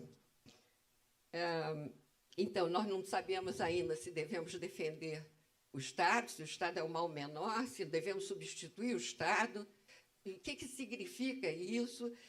Pode ser até que o Foucault tenha razão e diz assim, olha, tudo é segurança, então nós queremos mesmo segurança e queremos que seja o fulano aí que desmata as escola, porque nós pensamos assim, vivemos numa sociedade assim, acabou. Então, tudo isso é complicado, tudo isso exige conhecimento. Agora, o próprio Foucault diz várias coisas, conhecimento é diferente, pode ser conhecimento propriamente dito, pode ser savoir, que é saberes, é outra coisa, e pode ser ciência, que é outra coisa. Então, nós temos três coisas diferentes aqui. Cada um faz uma múltipla escolha aí. Qual delas que vocês estão usando? É o conhecimento em geral? É um saber que você está usando de alguém, ou de alguma comunidade, ou o seu próprio? Ou é, na verdade, uma ciência que tem regras próprias? E aí, nesse momento, eu não quero saber de colonialidade, decolonialidade, nada. Me irrita, por exemplo, o miolo, Eu gostei, eu li, achei interessante. A gente se sente assim, estão olhando para nós que somos subdesenvolvidos, aquela coisa que era da minha geração, subdesenvolvido. Então, assim, não, ele está defendendo. Aí depois ele chamou Milton Santos de, sei lá, eu nem sabia quem era o Milton Santos, enfiou o nome dele lá. Eu falei assim, não, ele não é diferente. Mora lá nos Estados Unidos, vem para cá, faz os trabalhos dele, é uma pessoa esforçada, aberta, mas também não é a salvação da lavoura, não é? Então tem que ir tudo menos, sabe como é que é? Tudo menos, nada muito. Então, o que eu vou fazer no final aqui? Quanto tempo que eu tenho? 10 minutos. Então, tem que ser rápido. Olha só. Eu quero diferenciar... É quase um jogo isso. Se estivesse nos Estados Unidos, que é um país que mercantiliza tudo, eu até ofereceria para um jogo isso. Se é controle do território, se é espaço e poder. Poder sobre o espaço, que é outra coisa também, mas é esse que eu gosto mais, é o poder sobre o espaço mesmo. Então, olha só. Duas situações. Uma é a colônia, onde, obviamente, vocês vão ver tudo mais desenvolvido, porque fez parte da minha tese, que até hoje não publiquei, e que meus ex-alunos ficam me cobrando, mas pois é, um absurdo, mas eu acho que é porque eu não quero me desligar da juventude, então eu fico grudada nesse negócio como uma muleta. Mas eu sei bastante coisa disso. E a outra é de um aluno meu, orientando, Luciano Irineu Gonçalves, que trabalha numa situação totalmente distinta, que é sobre as favelas, comunidades do Rio de Janeiro, é do Instituto de Segurança Pública do Rio de Janeiro, e que está estudando os traficantes, as milícias, a letalidade, quer dizer, duas situações bem diferentes. Então, como é que faríamos? No caso dele, eu estou tentando ver. Quando ele trouxe, eu falei assim, isso é um bom exemplo para aplicar isso. Ou não, vamos ver aqui. Então, eu estou apresentando primeiro o meu trabalho, depois o dele comigo. Então, no caso das missões religiosas, que foi uma das formas primeiras coloniais de estruturar, de controlar o território, porque foi permitida a entrada das missões para legitimar a ação colonizadora ibérica, você tem a territorialização, tem que passar isso para o próximo, só um minuto, depois volta. Isso. A desterritorialização das aldeias, usando a Rafestan, e reterritorialização das missões. Então, eles mexeram toda a distribuição original que tinha, indígena, e reestruturou isso na missão. O que seria isso? Para mim, isso, à primeira vista, é controle do território. Eles estabelecem dessa forma. Volta, por favor. Aí a outra forma é a nomeação. A nomeação é extremamente importante. É importante na ciência, é importante em tudo. Como você nomeia. Aí eles deram o Lechlinguet fala isso, eu achei isso extremamente interessante. E foi o que nota nos mapas antigos. Você bota o nome e você supõe que, como uma mancha de óleo, você inclui naquele nome uma área que você desconhece. Você nunca esteve lá, você não sabe. Mas, ao botar o nome, ele chamou isso de metonímia espacial, você se apropria. Né? Então, isso é outra forma. No caso do limite, que eu acho que é importante, é que as missões, todas, entre elas, definiam limites. O limite não era o limite com torres de vigilância, era o limite que os dois lados protegiam. O seu território. Né? A evangelização, que é extremamente importante, porque é a linguagem que você usa, os símbolos, e as missões, uma das tarefas principais dela exatamente era tirar a língua de cada uma das tribos, ou das comunidades indígenas do lado espanhol. E, para fazer isso, eles criam, inclusive, a língua geral e a língua do Peru, que eles chamavam, né? que acabou tendo diferenciações ao longo do espaço ibérico. Latino-ibérico, que depois passou a ser o latino. Né? A organização do trabalho e do tempo dos indígenas, que seria o controle dos corpos, algo que o Foucault dá enorme importância, e, por último, o controle do terreno. Agora pode passar para o próximo, que é o da direita aí, que é um desenho, há vários aí, muito bonitos. Cada uma dessas missões, principalmente os jesuítas, eles criavam algo fundamentado no modelo grego de cidade, com linhas retas, tanto a construção como as ruas, os caminhos, e dividiu o trabalho nos campos. E isso melhorou a alimentação dos indígenas, não precisavam caçar tanto, e foi uma forma de legitimar o controle do território pela colônia. Então, é uma relação que se estabelece. Por isso é tão difícil se libertar da colonização, porque nós somos frutos dessa relação. Não é? E continuamos a ser fruto dela, porque ela está só mudam as coisas, mas continuamos nisso. A próxima, isso aí é o exemplo da metonímia, mas aí já eu falei da metonímia no controle, que existe, mas essa é mais importante, a metonímia espacial, no sentido do poder. Porque, nesse caso aí, você vê isso na Europa. Quer dizer, eles faziam segredo, o governo, por exemplo, português, não deixava publicar nada. Então, o que fazia? Os funcionários dele, parece até hoje, vendiam debaixo do pano tudo isso. Então, aparecia na França, na Holanda, todos os mapas que que os portugueses, aliás, não nós, os portugueses produziam. Então, isso foi extremamente importante, porque isso perdurou até o final do século XVIII, outros produzindo a informação que as coroas ibéricas não gostavam de passar para os colegas europeus por competição na própria Europa, e eles vão e o que eles fazem, esses europeus? Eles não só publicam os trabalhos, como aí você nota que, para o final do século XVIII, eles não só usam o nome como fazem os ibéricos, eles agora começam a dividir, desenhado no mapa, áreas que não existem, mas eles também fazem isso. Então, a história toda que tem da cartografia, isso é o André, que não sei se você também gosta disso, então vai por aí. Aí, escravidão indígena e negra também é outra forma, não é? E, claro, o controle dos fluxos, a questão da fiscalização. Isso era fundamental para eles. A gente subestima isso na criação de limites, mas, na época colonial, isso era importante, a fiscalia, que eles chamavam, não é? Quer dizer, que o controle dos fluxos, mas também o poder sobre o espaço, porque é o controle do fluxo, mas é o poder que você tem para fazer isso. E, ao fazer isso, você torna os outros o quê? Ilegais, que não obedecem a isso. Então, próximo.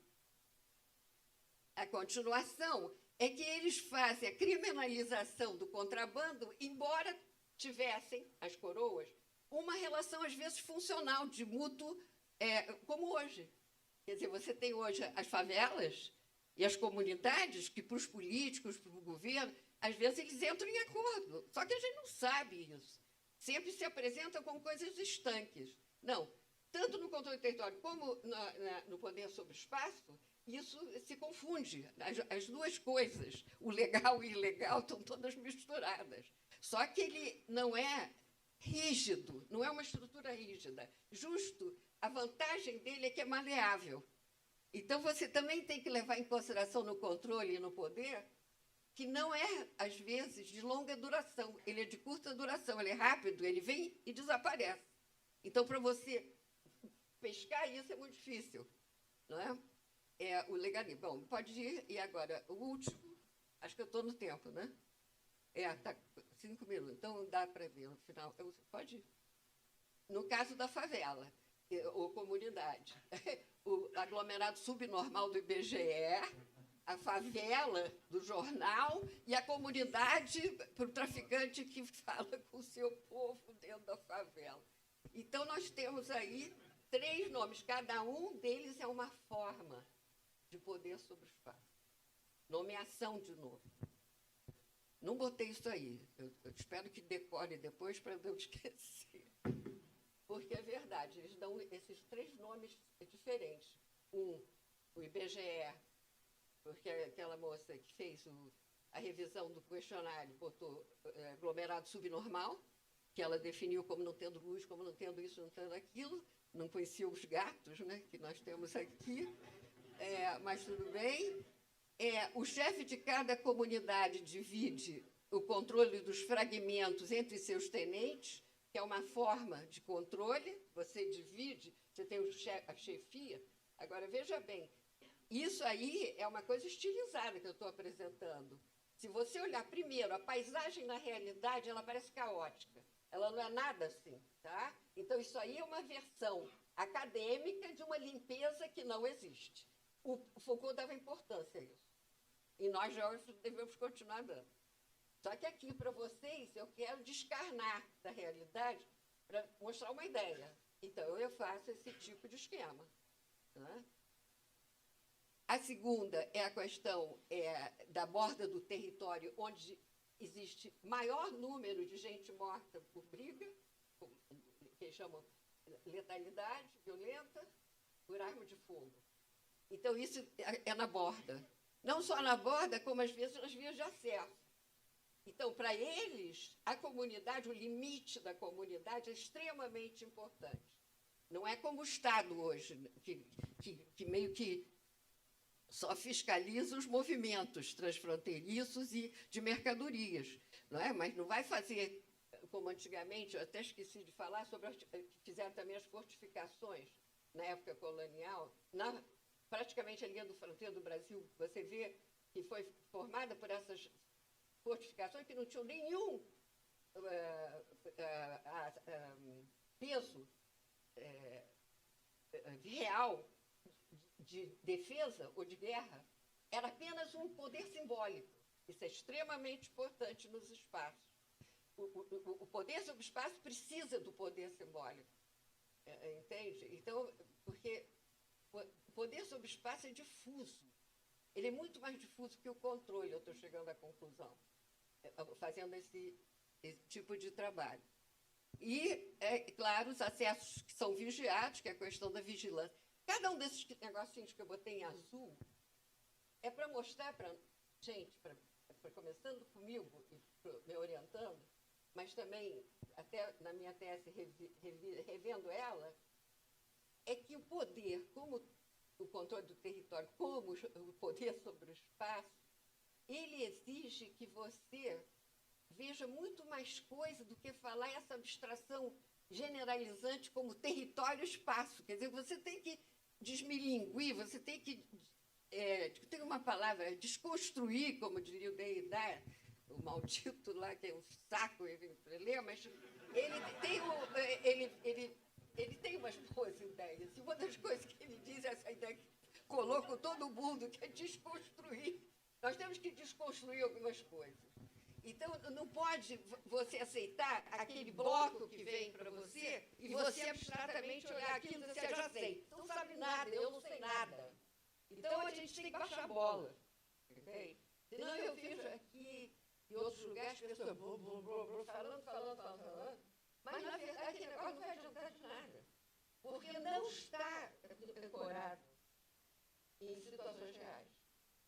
E a gente tem que... Não é que a gente só fique nela, não pode, porque senão a gente não seria cientista social. Nós temos que nos abstrair, mas a gente tem... Acho que foi mais ou menos isso que eu imagino que o Marcelo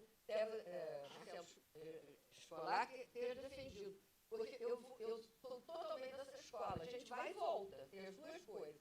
Ele não falou exatamente o que eu estou falando, mas por essa linha. Né? Aí a letalidade na borda, que é um exemplo do próprio Luciano, próximo. Aí o poder sobre o espaço. Isso foi o que me deu mais trabalho no caso da favela. Como é que uma comunidade... Bom, essa vai ser a parte, talvez, até mais difícil, porque ela mostra que olhar para um pedaço do espaço de um território, usando como entrada as ideias do Foucault, fica muito mais rico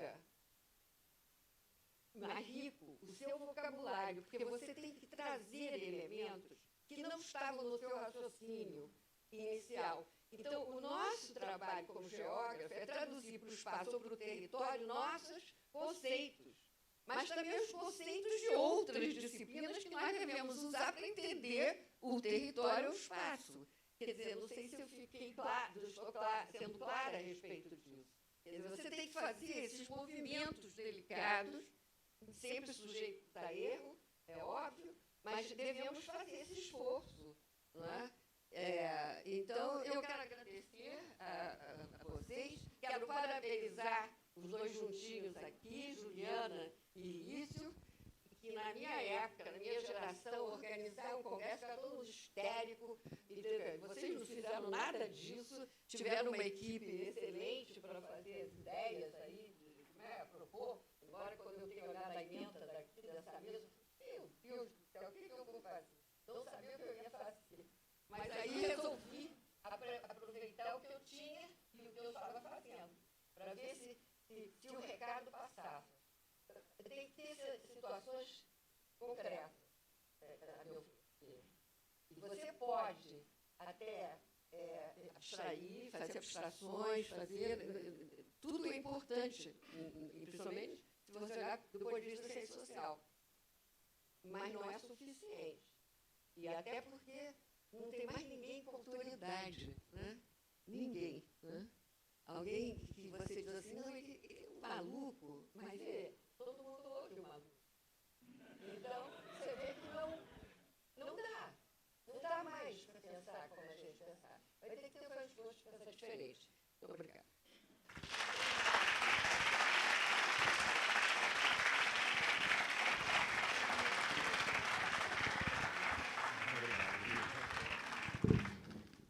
Bom, gente, é sempre um prazer escutar a Lia. Acho que tem muita coisa aí que deve ter mexido com a cabeça de vocês. Só para retomar um pouquinho esse percurso que a Perla fez trabalhando mais com a questão nacional, essa ideia de repositório de identidade. O Vladimir Montoya trouxe mais a questão da situação, da posição do conhecimento, da justiça epistêmica. E a Lia trouxe essa perspectiva mais trabalhando com Foucault a partir de 2 casos específicos. Então, acho que deve ter surgido aí muitas ideias na cabeça de vocês e, sem mais delongas, também abro aí para as perguntas.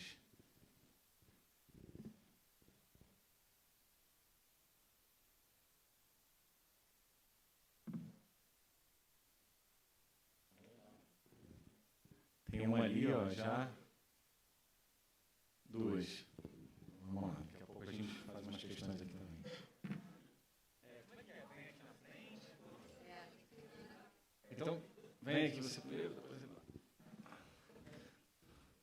Por favor, todo mundo se identificando. E para o debate ser bacana, vamos tentar ser sucinto também, fazer uma pesquisa, uma pergunta objetiva para a gente poder avançar aqui legal.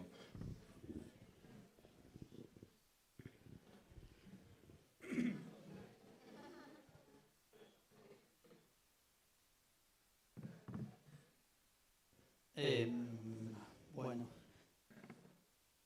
geniales las 3 presentaciones. En verdad, no es para ninguno de los 3, pues creo que puede ser un poco para los 3, y no, es algo que dijo un poco Lía al final, pero creo que está presente un poco en un ejemplo banal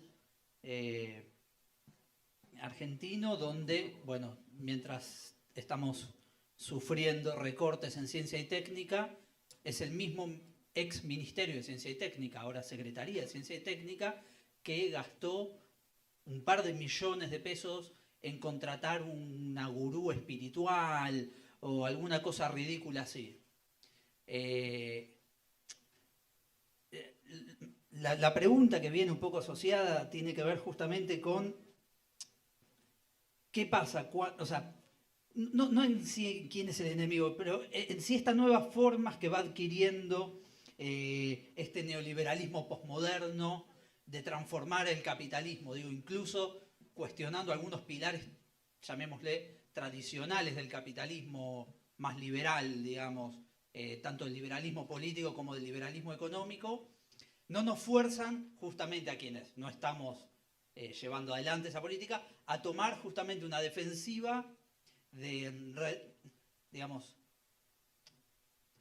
retomar llamémosle, una especie de modernidad crítica frente a este posmodernismo desenfrenado que plantea que la Secretaría de Ciencia y Técnica a su vez puede, en vez de gastar plata en becarios o en proyectos de investigación internacional que la están dejando de pagar, puede contratar algo más laxo y más feliz y relajarse todos. Entonces, algo parecido, algo que vos decías, digo, si la crítica hoy es, digamos, rompemos y criticamos todo el mainstream científico, ¿qué pasa cuando es el mismo mainstream el que está criticando el mainstream antiguo? Entonces, si en esa doble crítica de los mainstream, digamos, no nos obliga a nosotros a, digamos, por lo menos mantener lo poco que teníamos, incluso con lo malo que era, con las críticas que podía llegar a tener, pero por lo menos nos obliga a mantener, que es algo parecido de lo que decían con este tema de la nacionalidad, digo, o sea, criticamos el Estado-Nación, pero a su vez el Estado-Nación era el único refugio que había para también provocar algunos cambios.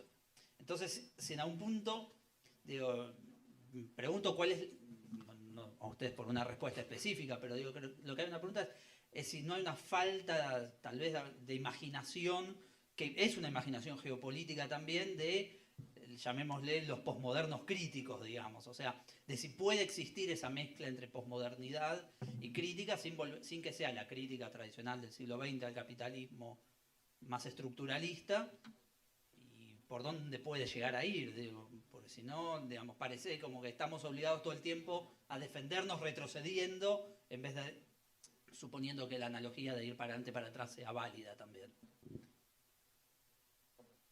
Alejandro Rascobán, soy de la Universidad de Buenos Aires, etc.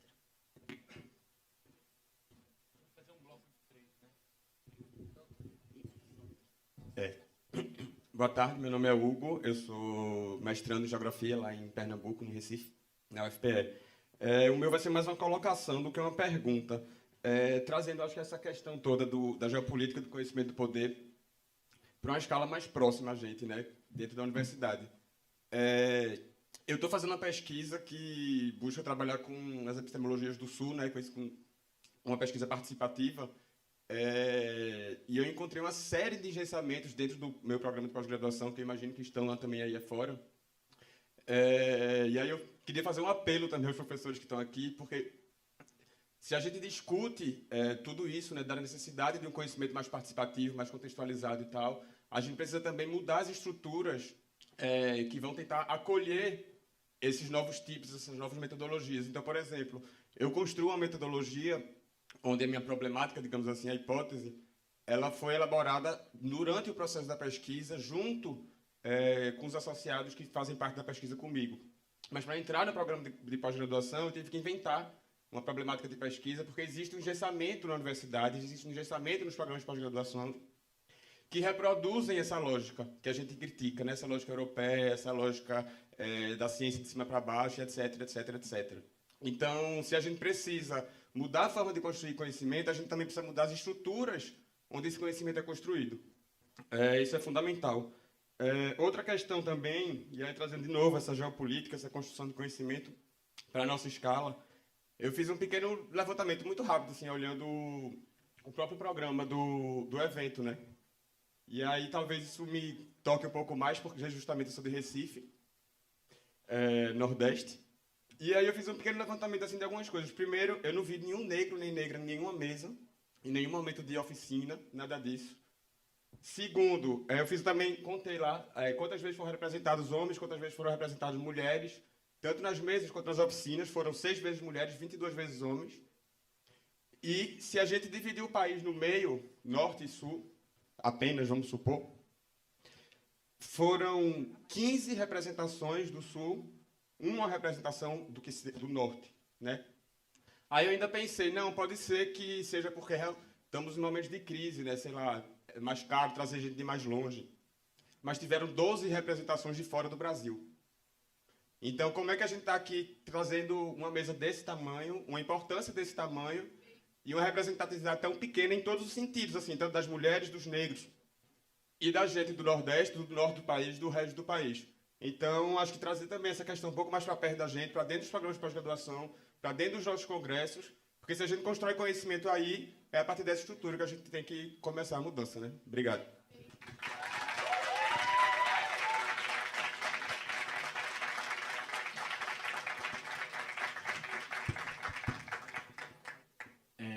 Tem mais uma para a gente poder fechar o bloco ou vamos para os comentários aqui? Então vamos lá, mais umazinha a gente...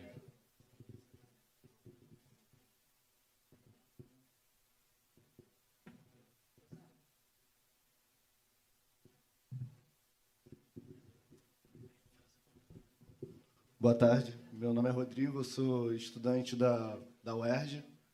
E, tendo em vista esse debate sobre a dominação do espaço e o avanço estratégico do capital na área da educação, eu queria perguntar sobre como vocês analisam o cenário do sucateamento das universidades estaduais e a penetração do setor privado dentro da universidade pública, perdendo a autonomia universitária, que seria o que você falou exatamente sobre o poder simbólico do espaço.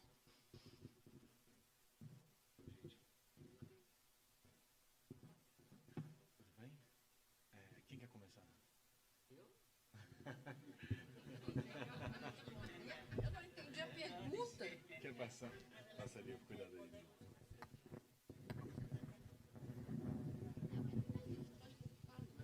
Nós não estamos falando sobre isso. Vocês vão ter que organizar os de vocês e convidar para vocês e discutir isso. A gente apresentou trabalho, esses falcos. E vocês porque desde que eu sou velha, 50 anos se fala nisso.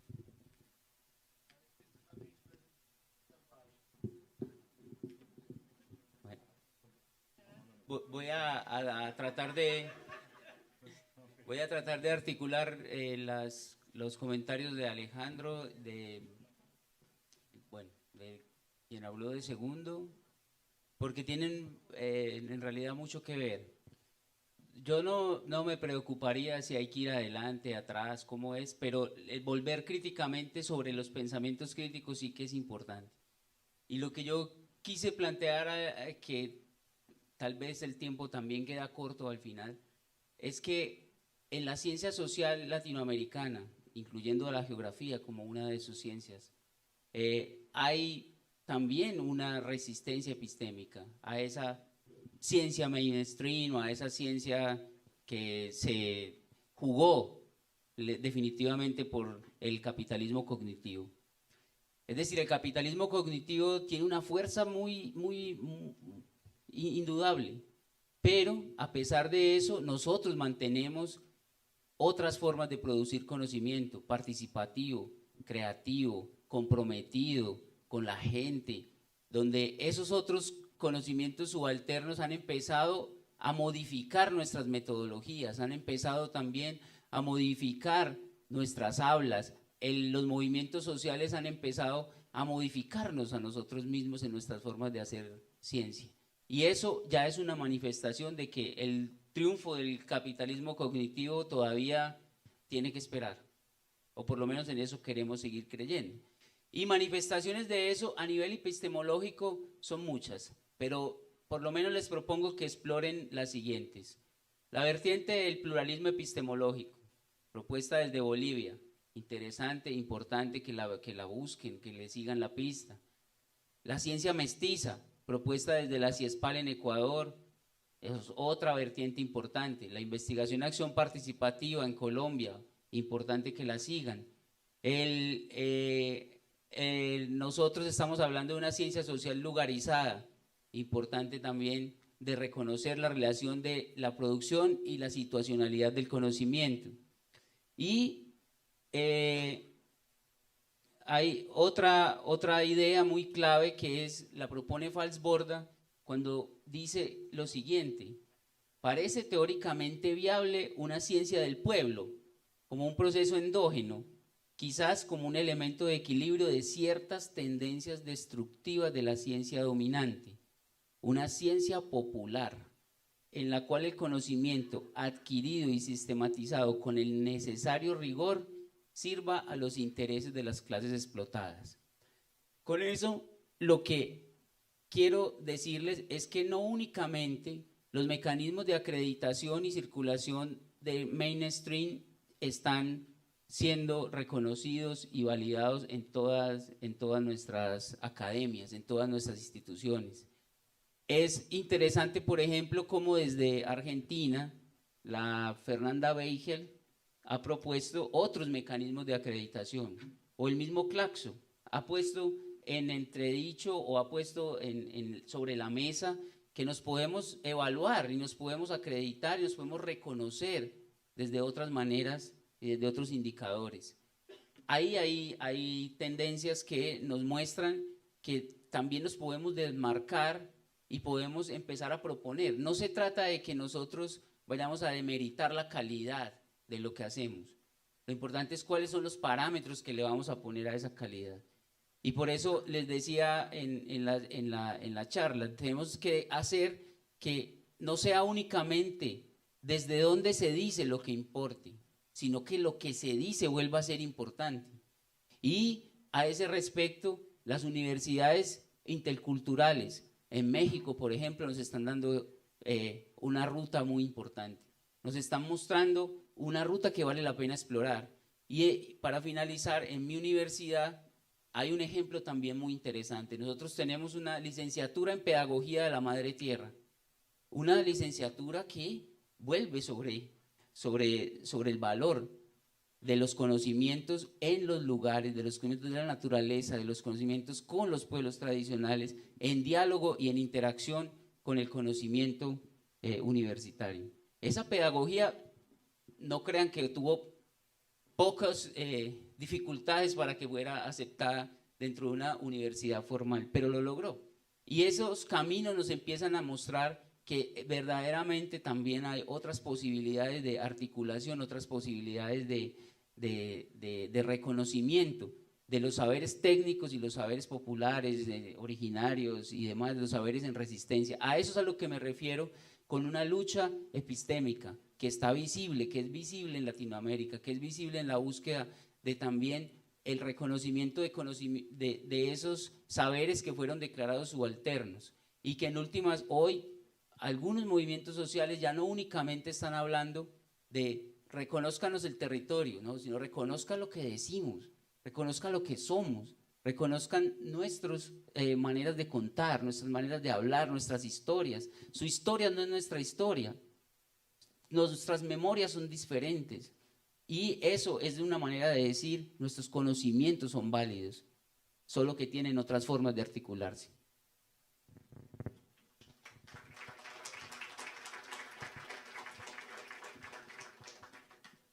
Bueno, voy a responder más la línea de la pregunta de Alejandro. Que hayan financiado una gurú con el dinero de ciencia y tecnología no es un problema epistemológico, es un problema de corrupción. Así que me parece que no podemos entrar en ese debate, ¿no? Cuando justamente el ministro de Ciencia y Tecnología es una de las personas, es químico o algo así, o sea que no creo que entre en su universo de análisis financiar a una gurú. Respecto del volver adelante o atrás, o cómo manejarnos con estas epistemologías, diríamos,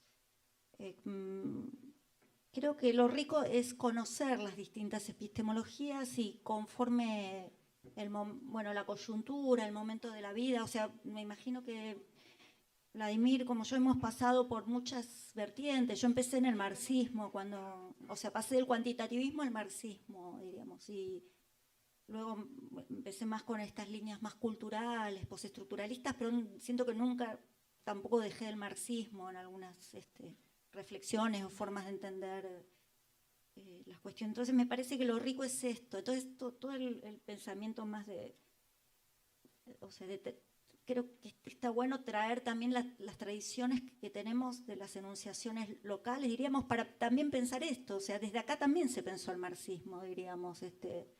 Hubo un diálogo con las tradiciones europeas y y se buscó construir mediaciones, pensar las propias situaciones, y creo que eso es interesante y también trabajar con estas perspectivas nuevas. O sea, no se trata de...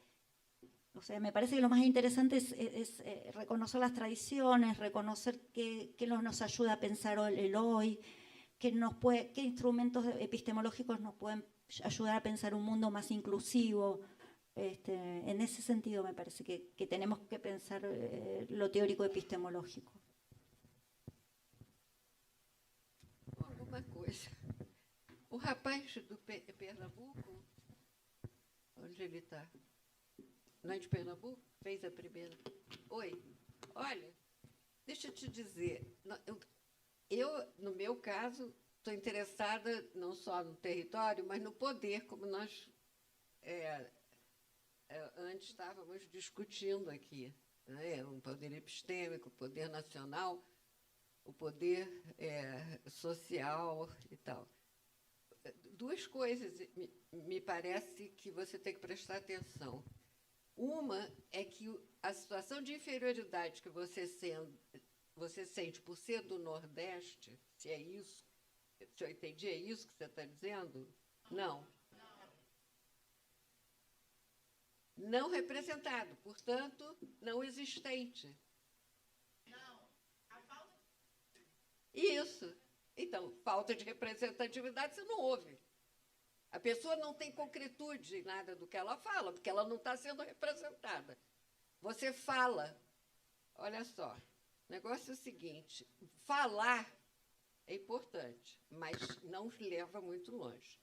Os fatos de poder são poderes. Então, é uma briga, isso é um conflito latente. Você está lutando, ele está lutando por poder. Não é uma questão abstrata, de novo, eu quero chamar a atenção disso. Então, não adianta reclamar em palavras. Nós somos um país oral e nós queremos soluções orais, mas não dá mais. Não dá mais. A outra, segundo ponto que eu queria, eu acho, mencionar é uma coisa do meu colega aqui, o professor Arango. É que... Não, Montoya, né? Não, você do meio, o nome é Arango. Não, Vladimir, o primeiro nome, mas tudo bem. O Vladimir, olha só. Ciência, você tem que obedecer certas regras. Essas regras, e isso é uma contradição, elas foram sendo criadas por quem? Pode ser até pelos europeus, em muitos casos. Leibniz, por exemplo, foi o primeiro que usou o termo geopolítica. Então, se a gente for ler o Leibniz, a gente vê que ele usou o termo geopolítica e definiu daquela forma. Por que o Leibniz é importante? Porque quase toda a ciência que se faz hoje está fundamentada em princípios que ele desenvolveu. Você vai recusar isso para fazer uma ciência alternativa? Não, você não vai. Isso é ridículo. Então, não é por aí a coisa, eu acho. Não é. Você tem que criar uma sensibilidade, mas você não vai poder substituir.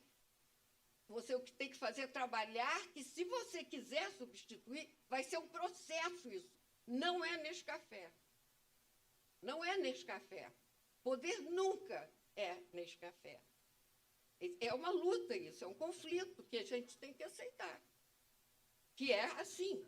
E o segundo ponto que eu queria dizer é que você, como jovem aluno de uma universidade pública, que é o povo que está pagando, portanto, a minha e ao aluno, esse conhecimento que você tem na universidade, se é científico, ele segue algumas regras. O que vocês têm são saberes. Querem ser respeitados por isso? É importante. Você tem que ser escutado, mas você tem que saber que muitas vezes você tem um saber, mas não faz ciência. Então, há uma diferença. Se as pessoas tivessem clareza, elas iam descobrir provavelmente que muitas das coisas que ela discute são palavras ao vento, porque atrás dela não tem manifestações concretas de poder nenhum, a não ser gritar. Não dá. Não vamos chegar a nada, a meu ver. Mas eu não quero realmente convencer. Eu fico meio zangada, porque sabe quantos anos eu tenho de Brasil? Então, isso eu ouço há 50 anos isso. Nós andamos muito em relação à minha juventude e à minha infância, muito mesmo. O Brasil melhorou em muitos aspectos. Mas tem uma coisa que me irrita até hoje, essa oralidade. Nós falamos, né? Falamos, eu me lembro do Monty Python, que na sua geração de vocês talvez não conheça, que no final daquele filme A Vida de Brian, ele diz assim, fala, nós falamos muito. Isso é melhor calar. Acho que temos tempo aqui para mais. Só vou fazer uma observação muito pequena, não vou resistir, desculpa, eu estou sentado aqui, não vai dar. A gente já tá passando para a próxima. Acho que tem tempo para fazer mais perguntas, né? A organização. Não. Ah, então. Bom, ele vai querer colocar aqui. Ô, Ulisses, me ajuda. Já está. Só uma, né? Então, gente, a gente vai fechando por aqui, a gente segue conversando. Só o que eu queria colocar, só rapidamente, assim, em termos de fechamento, não é nenhum posicionamento, não, mas é só dizer que eu acho que esse debate que a gente trouxe aqui, que os palestrantes trouxeram, eu acho que ele abre muitas portas, como eu tinha falado no início. E o meu apelo é que a gente consiga lidar com essas portas com muita seriedade e com muita serenidade também. Porque eu tenho observado que a gente acaba entrando muitas vezes num pensamento catártico que pode ser problemático também. Então, assim, a questão que eu queria deixar no ar, de alguma forma, é como pensar em vigilância epistêmica, como pensar em conhecimento situado e posicionado, sem cair em algumas armadilhas que a gente tem caído, né? Como o certo essencialismo, como um certo revanchismo que muitas vezes acontece dessa relação norte-sul na produção do conhecimento, e um ideologismo também, um patrulismo. Então, como é que a gente consegue aprofundar esses debates para além do revanchismo, do patrulismo, do essencialismo, que nos é muito caro, né? Muitas vezes a gente quer saber qual foi o meu conhecimento originário, mas a gente cai no essencialismo, a gente quer saber quem está representando, a gente pode cair na patrulha, toda hora a gente tem esses perigos. Então, acho que são debates que abrem muitas portas. Então, é só um apelo mesmo e um fechamento para a gente pensar em trabalhar isso na profundidade. Tem muitos autores que têm discutido pensamento de fronteira, como é que a gente pode pensar em correlação, em trânsito, para a gente aprofundar esses debates e conseguir debater eles para o futuro, como questões abertas de pesquisa, com agenda de pesquisa.